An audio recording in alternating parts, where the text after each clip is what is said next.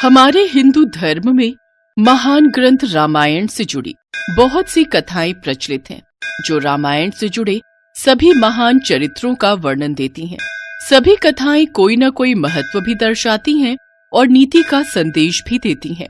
जिनमें से एक कथा है राम सेतु की। कहा जाता है कि जब लंकापति राजा रावण माता सीता का हरण करके लंका ले गया, तब भगवान श्री राम ने लंका पर चढ़ाई करने के लिए वानर राज सुग्रीव से सहायता ली थी। तब वानर राज सुग्रीव और हनुमान जी सहित सभी वानर सेना ने प्रभु श्री राम का साथ दिया। पर प्रभु श्री राम को लंका पहुंचने के लिए समुद्र को लांघना था, इसलिए प्रभु श्री राम ने समुद्र से रास्ता देने के लिए प्रार्थना की ताकि वो लंका पहुंच सके। प्रभु श्री राम को समुद्र से प्रार्थना करते हुए 3 दिन बीत गए, लेकिन समुद्र नहीं माना। तब श्री राम को उस पर क्रोध आ गया। बिना भय के प्रीति नहीं होती। लक्ष्मण, मेरा धनुष लाओ ताकि मैं अग्नि बाण से इस अहंकारी समुद्र को सुखा दूं। क्योंकि जिस प्रकार माया में फंसे व्यक्ति को ज्ञान की बात सुनाना, अत्यंत लोभी से वैराग्य और क्रोधी से शांति की बातें करना फलदायी नहीं होता, उसी तरह इसके आगे भी प्रार्थना करना व्यर्थ है। जी भैया। श्री राम ने धनुष पर प्रत्यंचा चढ़ाई तो समुद्र भय से कांप गया। पूरी सृष्टि कांपने लगी, स्वर्ग में भी उथल पुथल हो गई। जैसे ही प्रभु श्री राम अग्नि बाण छोड़ने लगते हैं, अचानक घबराकर समुद्र श्री राम के समक्ष प्रकट होता है और क्षमा प्रार्थना करता है। त्राहिमाम, त्राहिमाम, रुकिए प्रभु, रुकिए, मुझे क्षमा कीजिए, मुझे क्षमा कीजिए। प्रभु, 5 तत्वों का जड़ स्वभाव आपने ही बनाया है। जल यदि अपनी मर्यादा छोड़ देगा तो उसका महत्व भी समाप्त हो जाएगा। सबको मर्यादा भी आपने ही दी है। आप तो मर्यादा पुरुषोत्तम राम है। मैं तो आपके बताए हुए रास्ते पर ही चल रहा था। अब यह आपके हाथ में है कि आप मुझ पर कृपा करें या फिर मुझे दंड दें। हे रघुवर, आप जैसा कहेंगे मैं वैसा ही करूंगा। आपको बाढ़ चलाने की भी कोई आवश्यकता नहीं है। मैं तो आपकी इच्छा मात्र से ही सूख जाऊंगा और आपको रास्ता दे दूंगा। मैं वो भी करने को तैयार हूं, पर उसमें मेरी मर्यादा भंग होगी। 5 तत्वों आकाश, वायु, अग्नि, जल, पृथ्वी में से यदि किसी एक ने भी अपने स्वभाव को बदला तो उसका महत्व समाप्त हो जाएगा, उसकी मर्यादा भंग हो जाएगी, तो सृष्टि के संतुलन में विकार उत्पन्न हो जाएगा, जिससे इस धरती पर विस्फोट हो जाएगा। प्रभु, यदि आप प्रलय से पहले ही प्रलय लाना चाहते हैं तो आपको अधिकार है, अन्यथा इस ब्रह्मास्त्र से मेरी रक्षा कीजिए। प्रभु श्री राम तो स्वयं ही मर्यादा पुरुषोत्तम है। उन्होंने उस समय समुद्र की विनती को सुना। जब श्री राम ने समुद्र को तात कहकर पुकारा तो लक्ष्मण सहित सभी वानर सेना मुस्कुराने लगी, क्योंकि वे भी जानते थे कि प्रभु श्री राम का हृदय कितना कोमल और दयालु है। क्योंकि उन्हें कभी क्रोध आ भी जाए तो भी वो शांत हो जाते हैं। प्रभु श्री राम समुद्र की इस विनम्र विनती से प्रसन्न हो गए और समुद्र पार करने का उपाय पूछा। हम तुम्हारी मर्यादा भंग नहीं होने देंगे, परंतु कृपया करके हमें समुद्र पार करने का कोई दूसरा उपाय बताएं। आपकी अति कृपा होगी। वानर राज सुग्रीव की सेना में नल और नील नाम के 2 महाप्रतापी महाशक्तिशाली वानर उपस्थित हैं। नल और नील जब छोटे थे तो ऋषि मुनियों को अपनी शरारतों से बहुत परेशान किया करते थे और अक्सर उनकी वस्तुओं को समुद्र में फेंक देते थे। इन दोनों बच्चों से परेशान ऋषि मुनियों ने तंग आकर इन्हें श्राप दिया था कि जो भी वस्तु ये पानी में फेंकेंगे वो नहीं डूबेगी। इसीलिए आज नल और नील को बचपन से मिला श्राप आपके लिए उपयोगी साबित होगा। नल भगवान विश्वकर्मा के पुत्र हैं, इसीलिए नल शिल्प कला में भी निपुण है। आप समुद्र पर सेतु बनाने के लिए इन दोनों की मदद ले सकते हैं। आप इनकी सहायता से समुद्र पर सेतु बांध सकते हैं, क्योंकि इनके द्वारा फेंके गए पत्थर समुद्र में डूबेंगे नहीं, बल्कि ऊपर ही तैरते रहेंगे। आप लंका तक एक सेतु का निर्माण कर सकते हैं, जिस पर चलकर आप लंका तक पहुंच सकते हैं। मैं वचन देता हूं कि उनके द्वारा समुद्र में डाले गए पत्थरों से बने सेतु के निर्माण में मैं खुद भी सहायक रहूंगा। इस प्रकार समुद्र पर सेतु बांधने के लिए तीनों लोकों में आपका सुयश गाया जाएगा। हे रत्नाकर, हे सागर, हम तुम पर बहुत प्रसन्न हैं। तुम्हारी उदारता से हम तुम्हारे प्रेम के ऋणी हो गए, परंतु हमारी एक और समस्या का समाधान करो। आज्ञा प्रभु। इसके पश्चात समुद्र ने प्रभु श्री राम से आज्ञा ली और वापस लौट गए। नल और नील की सहायता से समुद्र पर सेतु बांधने का कार्य प्रारंभ होता है। सभी वानर प्रभु श्री राम का नाम लिखकर पत्थर नल और नील को देते और वे दोनों समुद्र में पत्थर जोड़ते जाते। समुद्र ने सेतु को अपने कंधों पर संभाल रखा था। कहा जाता है ये सेतु 100 योजन लंबा और 10 योजन चौड़ा था, पर ये विशाल राम सेतु 5 दिनों में ही बनकर तैयार हो गया। राम सेतु बनाने में सभी ने अपना योगदान दिया, जिसमें एक छोटी सी गिलहरी भी प्रभु श्री राम की भक्ति और सेवा में अपना योगदान दे रही थी। पुल के निर्माण में मदद करने के लिए वो छोटी सी गिलहरी बार बार शरीर पर बालू लपेटकर उसे पुल पर गिराती थी। प्रभु श्री राम उसे ऐसा करते देख रहे थे। उन्होंने हनुमान से कहा, हनुमान, वो समुद्र के तट पर जो छोटी सी गिलहरी है, जरा उसे मेरे पास लेकर आओ। हनुमान जी उस गिलहरी को प्रभु श्री राम के पास लाते हैं। हे नन्ही सी जीव, तुम सेतु पर क्या कर रही थी? तुमको भय नहीं लगता कि तुम वानरों के पैरों के नीचे आ सकती थी, या कोई वृक्ष अथवा शिलाखंड तुम्हारे ऊपर गिर सकता था? प्रभु, आपके सेवकों के पैरों के नीचे मेरी मृत्यु हो जाए, यह तो मेरा सौभाग्य है। प्रभु, मैं तो सेतु के कार्य में बस थोड़ी सहायता कर रही थी। सेतु में बहुत बड़े बड़े शिलाखंड और वृक्ष लगाए जा रहे हैं। ऊंची नीची भूमि पर चलने में आपको कष्ट होगा, यह सोचकर मैं सेतु के छोटे छोटे गड्ढों में रेत भर देने का प्रयत्न कर रही थी।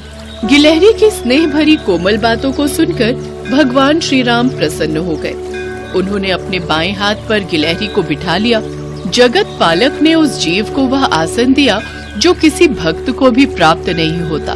कहते हैं इस सेवा भाव को देखकर श्री राम ने गिलहरी की पीठ पर स्नेह से अपना हाथ फिराया। तभी से गिलहरी की पीठ पर प्रभु श्री राम की अंगुलियों के चिन्ह स्वरूप में 3 श्वेत रेखाएं बन गईं।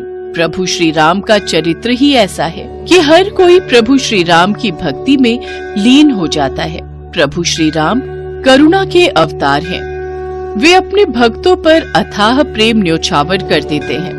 कहते हैं प्रभु श्री राम का नाम लेने से ही सारे काम सिद्ध हो जाते हैं।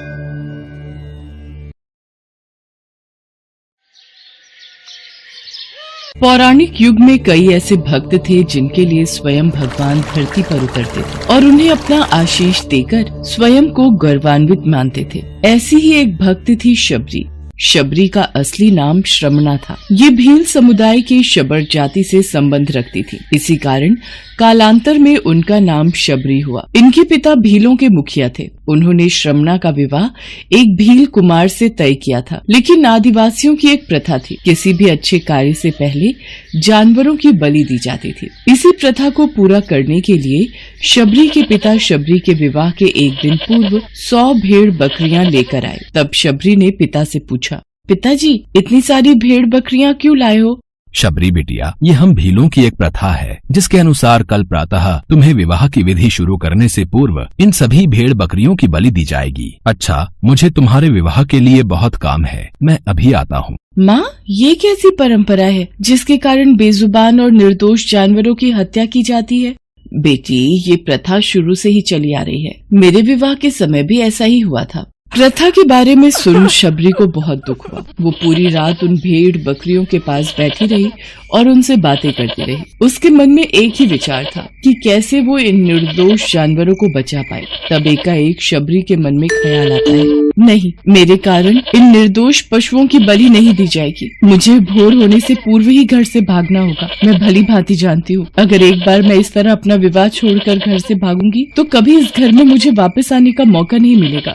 शबरी के माता पिता गहरी निद्रा में सो रहे थे। शबरी उनको आखिरी बार प्रणाम करके घर से निकल जाती हैं, जिसके बाद शबरी एक घने जंगल में पहुंचती हैं। शबरी जंगल में भटक रही थी। तब उसने शिक्षा प्राप्ति के उद्देश्य से कई गुरुवरों के आश्रम में दस्तक दी, लेकिन शबरी तुच्छ जाति की थी, इसीलिए उसे सभी ने दुत्कार के निकाल दिया। तेरा इतना साहस कि तू हमसे शिक्षा ग्रहण करने के विचार से आई है। तू एक तुच्छ जाति की भील कन्या है, इसलिए हम तुझे शिक्षा देकर स्वयं को पाप के भागीदार नहीं बना सकते। तू अभी के अभी ये आश्रम छोड़कर चली जा। तेरे लिए इस आश्रम में कोई स्थान नहीं है। ऋषिवर की बातों को सुनकर शबरी शांत भाव से उन्हें प्रणाम करके वहाँ से चली जाती है। शबरी भटकती हुई मतंग ऋषि के आश्रम पहुँचती है। प्रणाम मुनिवर। जीती रहो पुत्री, कौन हो तुम? मुनिवर, मेरा नाम शबरी है। शबरी ने अपना परिचय देते हुए मतंग ऋषि से शिक्षा प्राप्ति की इच्छा व्यक्त की। मतंग ऋषि ने शबरी को सहर्ष अपने गुरुकुल में स्थान दे दिया। अन्य सभी ऋषियों ने मतंग ऋषि का तिरस्कार किया, लेकिन मतंग ऋषि फिर भी अपने कथन से पीछे नहीं हुए। उस दिन से शबरी ने गुरुकुल के सभी आचरणों को आसानी से अपना लिया और दिन रात अपने गुरु की सेवा में लग गई। शबरी जतन से शिक्षा ग्रहण करने के साथ साथ आश्रम की सफाई, गौशाला की देखरेख, दूध दोहने के कार्य के साथ साथ सभी गुरुकुल के वासियों के लिए भोजन बनाने के कार्य में लग गई। कई वर्ष बीत गए। मतंग ऋषि शबरी की गुरु भक्ति से बहुत प्रसन्न हुए। मतंग ऋषि का शरीर दुर्बल हो चुका था, इसलिए उन्होंने एक दिन शबरी को अपने पास बुलाया और कहा, पुत्री, मेरा शरीर अब दुर्बल हो चुका है, इसलिए मैं अपनी देह यहीं छोड़ना चाहता हूँ, लेकिन उससे पहले मैं तुम्हें आशीर्वाद देना चाहता हूँ। बोलो पुत्री, तुम्हें क्या चाहिए? हे गुरुवर, आप ही मेरे पिता हैं। मैं आपके कारण ही जीवित हूँ। आप मुझे अपने साथ ही ले जाएं। नहीं पुत्री, तुम्हें मेरे बाद मेरे इस आश्रम का ध्यान रखना है। तुम जैसी गुरु परायण शिष्या को उसके कर्मों का उचित फल मिलेगा। एक दिन भगवान राम तुमसे यहाँ मिलने आएंगे और उस दिन तुम्हारा उद्धार होगा और तुम्हें मोक्ष की प्राप्ति होगी। इतना कहकर मतंग ऋषि अपनी देह त्याग कर समाधि ले लेते हैं। उसी दिन से शबरी हर रोज प्रातः उठकर बाग जाती, ढेर सारे फल इकट्ठा करती, सुंदर सुंदर फूलों से अपना आश्रम सजाती। शबरी को भगवान राम के आने का कोई निश्चित दिन नहीं पता था। उसे केवल अपने गुरुवर की बात पर यकीन था, इसलिए वो रोज राम के इंतजार में समय बिता रही थी। वो रोजाना यही कार्य करती थी। एक दिन शबरी आश्रम के पास के तालाब में जल लेने गई। वहीं पास में एक ऋषि तपस्या में लीन थे। जब उन्होंने शबरी को जल लेते देखा तो उसे अछूत कहकर उस पर एक पत्थर फेंक कर मारा और उसकी चोट से बहते रक्त की एक बूंद से तालाब का सारा पानी रक्त में बदल गया। तुझ अछूत के रक्त से इस तालाब का जल अपवित्र हो गया। तूने पाप किया है, तू पापिन है। मेरे क्रोध से बचना है तो उसी क्षण यहाँ से चली जा। ऋषि के कटु वचन सुनकर शबरी रोती हुई अपने आश्रम में चली गई। उसके जाने के बाद ऋषि फिर से तप करने लगे। उसने बहुत से जतन किए, लेकिन वो तालाब में भरे रक्त को जल नहीं बना पाया। उसमें गंगा, यमुना, सभी पवित्र नदियों का जल डाला गया, लेकिन रक्त जल में नहीं बदला। कई वर्षों बाद जब भगवान राम सीता हरण के बाद उनकी खोज में वहाँ आए, तब वहाँ के लोगों ने भगवान राम को बुलाया और आग्रह किया कि वे अपने चरणों के स्पर्श से इस तालाब के रक्त को पुनः जल में बदल दे।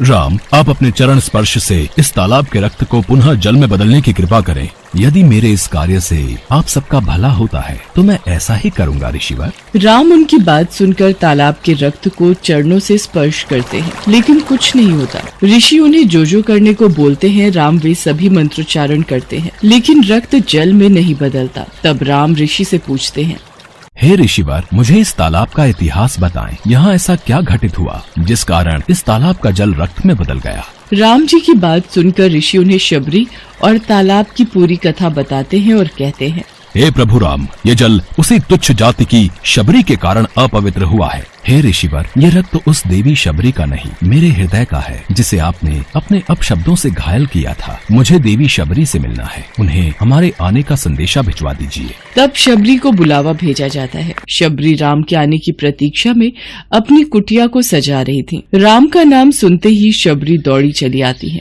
क्या मेरे राम आए हैं? शबरी के राम आ गए, मेरे प्रभु राम आ गए। मतंग ऋषि का कथन सत्य हुआ, मेरे राम आ गए। शबरी का उद्धार करने मेरे राम आ गए। जिनको देखने के लिए ये आंखें तरस रही थी, वो प्रभु श्री राम आ गए। शबरी मेरे प्रभु राम कहती हुई जब तालाब के पास पहुंचती है, तब शबरी के पैरों की धूल तालाब में चली जाती है और तालाब का सारा रक्त जल में बदल जाता है। तब भगवान राम कहते हैं, देखिए ऋषिवर, आपके कहने पर मैंने सब किया, लेकिन ये रक्त भक्त शबरी के पैरों की धूल से जल में बदल गया। राम की बातों को सुनकर ऋषिवर को अपने कथन पर बहुत ग्लानि होती है। शबरी जैसे ही भगवान राम को देखती हैं, उनके चरणों को पकड़ लेती हैं और अपने साथ आश्रम लाती हैं। उस दिन भी शबरी रोज की तरह सुबह से अपना आश्रम फूलों से सजाती हैं और बाग से चक कर सबसे मीठे बेर अपने प्रभु राम के लिए चुनती हैं। वो पूरे उत्साह के साथ अपने प्रभु राम का स्वागत करती हैं और बड़े प्रेम से उन्हें अपने जूठे बेर परोसती हैं।